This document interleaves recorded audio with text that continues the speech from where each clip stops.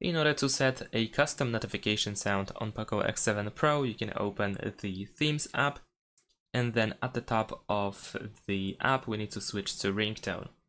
Now over here we can either choose your local ringtone over here, so then you can go to audio files and you can select the audio file that you have on your device. So let's say I can choose this one over here, and then I can press OK, and then I can apply and choose notification.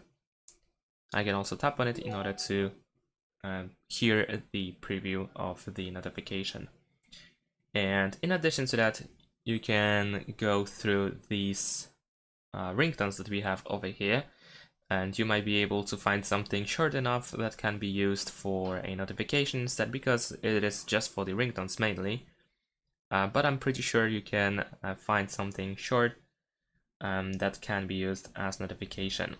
So let's say, as an example, I want to use this one. I know it's a ringtone, but let's pretend that this is a notification. And as you can see, if you tap on the bell on the right side, you can choose notification. And that's it. Thanks for watching, leave a like and subscribe to my channel, and see you in my next videos. Bye.